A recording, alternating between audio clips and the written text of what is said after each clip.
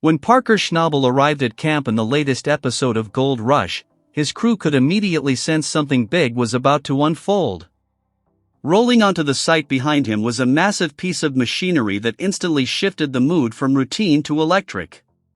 Grown men who usually approached another day in the dirt with quiet determination suddenly looked like children waking up to find Santa had come early. But Parker wasn't delivering gifts, he was delivering power. Sitting on the trailer was his newest investment, a Volvo EC750 excavator, a machine so large and imposing that it drew gasps the moment it was revealed. At a price tag of around $500,000, this wasn't a toy, it was a high-stakes gamble. Parker's decision to bring in such a machine wasn't made lightly. The young mine boss, now 31, faces a daunting deadline, the looming expiration of his water contract. Without water, the paydirts sitting on their ground might as well be worthless. Once that contract ends, the state cuts them off, leaving untold ounces of gold locked in the earth. This pressure pushed Parker into action. Instead of waiting for luck or hoping for favorable conditions, he made the bold choice to invest heavily in equipment that could speed up their operation. To Parker, the excavator represented more than horsepower, it represented time. With the clock ticking louder each day, he was determined to dig faster, move more dirt, and haul out every ounce of gold possible before the cutoff hit. It's the kind of decision his grandfather, the late John Schnabel, would have admired. Parker now carries the weight of John's legacy, wearing two hats, one as owner of the mining claim and another as foreman guiding the crew. Those dual responsibilities have forced him into tough calls before, but few as significant as this. For those outside the mining world, the impact of the EC750 might not be obvious. But for Parker's crew, its arrival was nothing short of game-changing. Powered by a 500 horsepower engine and equipped with a bucket capable of holding an astonishing 8.5 tons of dirt, the machine is designed for efficiency on a scale they'd only dreamed of before. In simple terms, the excavator can move more earth in one day than smaller machines could manage in an entire week. Every scoop brings them closer to their gold goals, and with water rights running out, each load of paydirt is more valuable than ever. No wonder the crew stood around it with wide-eyed grins, admiring it like kids circling the biggest present under the tree.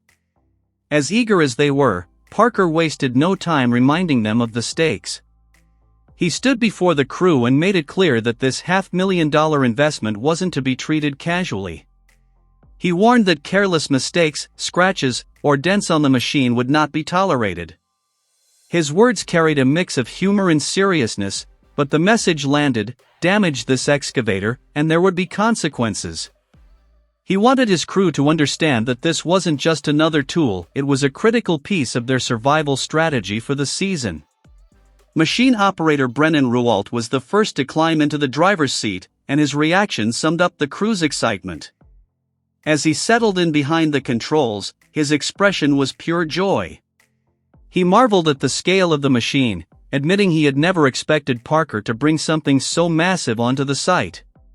His gratitude toward his boss was clear, as was his eagerness to put the excavator through its paces. The rest of the crew crowded around, watching with envy as Brennan tested out the controls. Each one of them wanted a turn, but they all knew Parker's warning would hang over every operator who touched it. For Parker, the scene wasn't about excitement, it was about responsibility. He understood that by making such a huge purchase, he was also taking on a huge risk. $500,000 sunk into one machine meant there was no room for error. But the potential payoff was equally massive. If the EC750 worked as intended, it could give them the edge they needed to hit their targets before the water ran out. Still, Parker knew it wasn't just about the machine. It was about how the crew would handle it. Their enthusiasm was encouraging, but he also needed them to understand the seriousness of the situation. He couldn't afford reckless mistakes or downtime caused by accidents. The arrival of the excavator marked a turning point in the season. Suddenly, the crew had the ability to move earth on a scale that matched the urgency of their situation. The looming water deadline was still there, but for the first time in weeks, it felt manageable.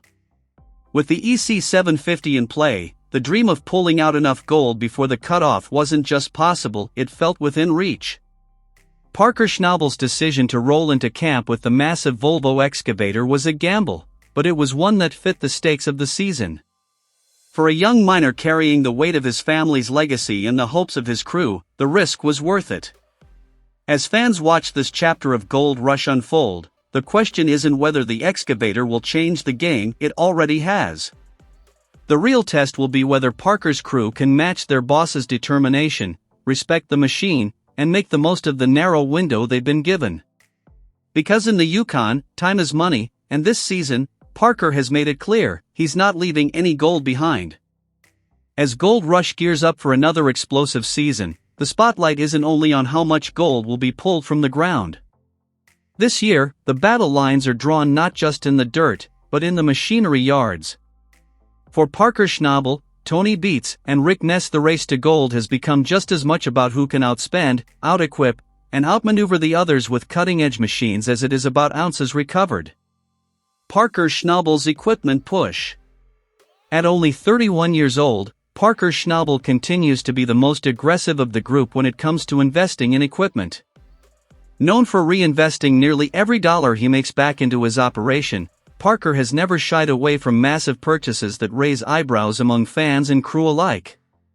From state-of-the-art wash plants to giant excavators, his philosophy has always been clear: move more dirt, process more pay, and let the gold speak for itself. Heading into this season, Parker has once again shown his readiness to step up his game. With water rights tightening and deadlines looming, he's upgraded his fleet with a new arsenal designed to maximize efficiency. Machines like the $500,000 Volvo EC750 excavator aren't just flashy toys, they are lifelines that will allow him to move unprecedented amounts of earth before time runs out. For Parker, who wears both the hat of mine owner and foreman, these moves aren't about showing off, they're about survival. The Beets family's machinery empire. On the other side of the battlefield, Tony Beets has built his empire around machinery since day one.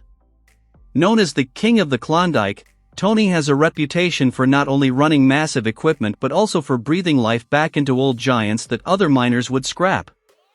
From towering dredges to fleets of dozers, Tony sees machines as both weapons and symbols of dominance. For Beets, the arms race is nothing new. His willingness to gamble on massive, often risky equipment has paid off in the past, and this season he shows no sign of slowing down. If Parker represents youthful speed and efficiency, Tony represents sheer scale and old-school ingenuity. Rick Ness's fight to stay in the race. Rick Ness, meanwhile, finds himself in a more vulnerable position. After personal struggles and setbacks that nearly ended his mining career, Rick is fighting to prove he still belongs in the game. For him, equipment upgrades are not just about staying competitive, they're about redemption. But unlike Parker or Tony, Rick doesn't have the same financial firepower. Every machine he brings to the site is a calculated risk, with little room for error. His challenge this season is to stretch his resources while still keeping up with rivals who have far deeper pockets. Fans will be watching closely to see if Rick can balance ambition with practicality, or if the equipment gap will widen the divide between him and the top dogs. The machinery arms race. This evolving battle highlights a truth at the heart of Gold Rush: success isn't just about the gold in the ground, but about the machines that dig it up. Each bucket of pay dirt, each load of gravel, and each washed ounce of gold depends on the horsepower behind the operation. Parker Schnabel bets on efficiency and constant reinvestment. Tony Beets flexes his power through massive, sometimes legendary machinery. Rick Ness scrambles to stay competitive with limited resources. The competition has transformed the show into more than just a hunt for gold, it's an arms race of engines, horsepower, and mechanical might. The season ahead. With Parker upgrading his fleet and leading the charge, the pressure is on for every other boss to match him move for move. The season ahead promises more than just drama over gold totals, it promises the roar of engines, the gamble of million-dollar machines, and the constant question of which miner's fleet will stand the test of time. In the end, the gold may be the prize, But this year, the machines are the story.